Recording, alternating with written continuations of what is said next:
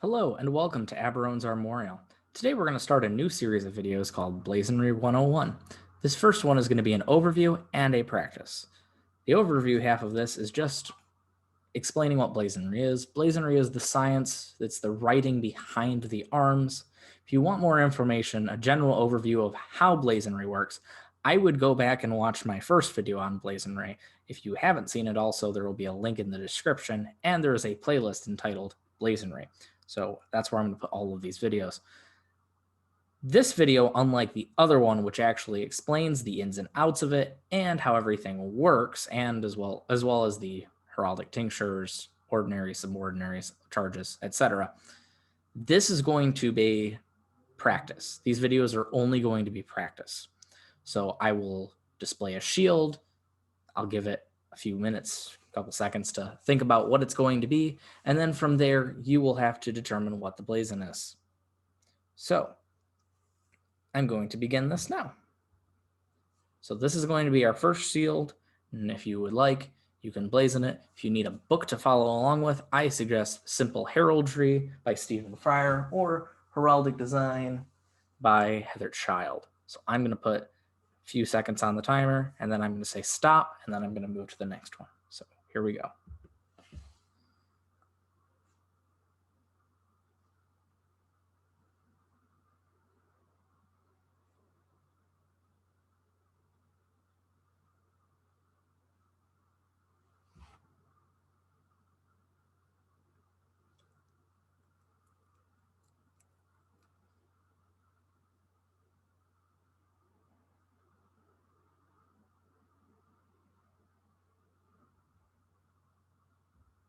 And stop.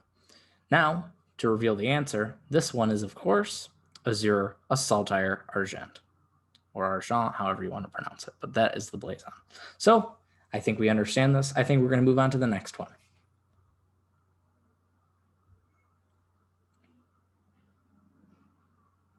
Take as much time as you need, but this is more of a memory game, early practice, that sort of thing. And stop. Again, this was supposed to be another easy practice. This one is, of course, argent, a bend sable. Pardon that. So to describe what that is, again, the formula, as always, is the main color of the field, and then the ordinary, then the charges, etc. From here, we're going to move on to a harder one, which is going to be, of course, this one. If you saw my other video, you will recognize these arms. These are the arms of St. Edward the Confessor, and I'm going to leave it here for a few minutes just so you can practice.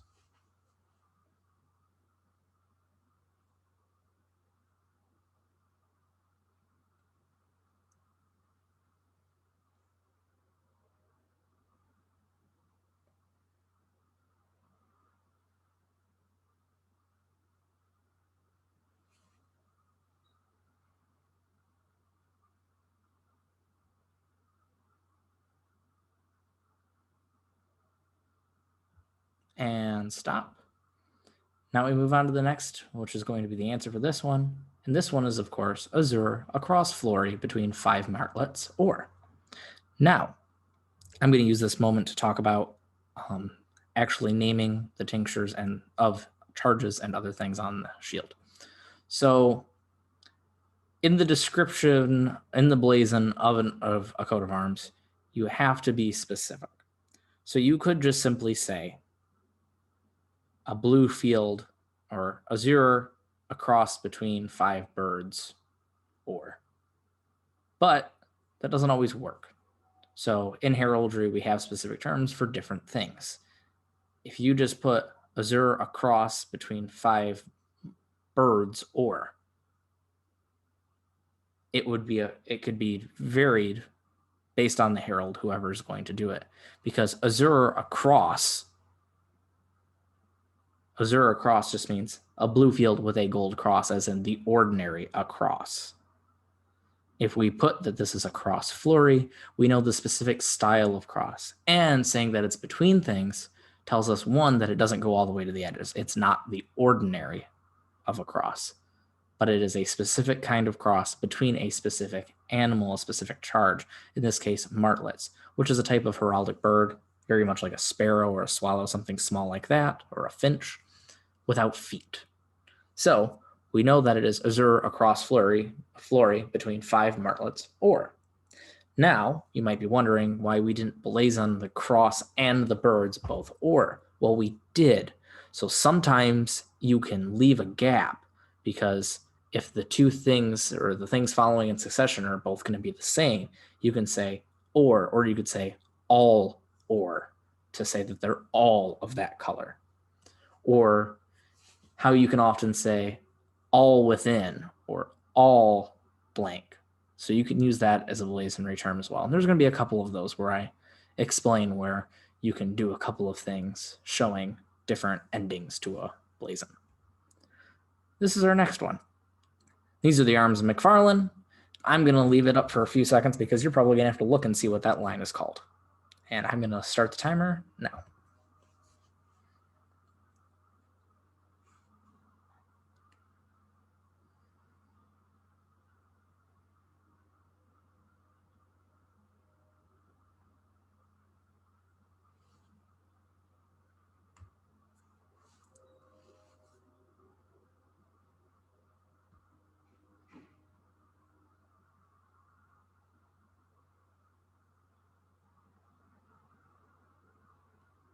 And stop. Again, the arms of McFarlane are argent, a saltire engrailed between 4 roses gules. Now, again, this follows the same principle as the last arms, where we do not need to specify the color of both the cross and the charges because they are all of the same color. So in this case, it's argent, the white field, a saltire engrailed. The saltire is obviously the saltire, the ordinary that is a saltire. However, saying that it's engrailed tells us what the line is. This is the actual shape of the saltire. So it's not just a saltire, it's a saltire with this special engrailed line all the way around. And then we can say that this one is also between 4 roses gules. We do not have to specify the position because a cross naturally allows charges to be placed in the void. And by the void, I mean the areas that the cross does not cover up. So when we say it was between 5, that's different because there's 5 of them. But when it's a saltire, we know that's an ordinary. We know that automatically leaves 4 voids between the beams, meaning we can put the 4 charges there. And they are all gules, so we can just say gules. Now we're going to add to another shield. This one is very much like the earlier one, but it has charges on the ordinary. I'm going to leave this one as a short timer because it should be pretty simple, and we're going to go from there.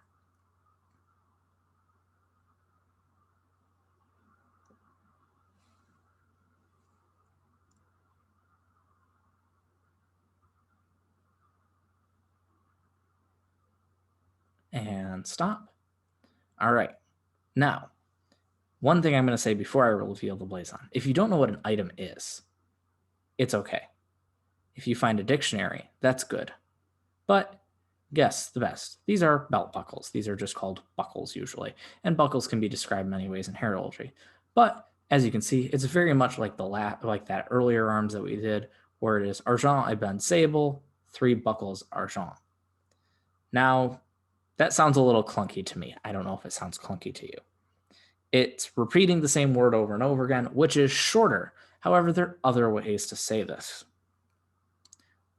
The 2 most common would be to say that it's argent. The other one would be to say of the first. So we could say instead of argent et ben sable, 3 buckles argent, we could say argent et ben sable, 3 buckles of the first.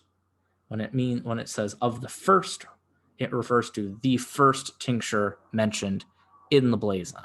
Just like as something might be of the second or of the third, it's referring to the third tincture as listed in the blazon. Now, it makes it a little longer to write. However, it makes it roll off the tongue a little easier.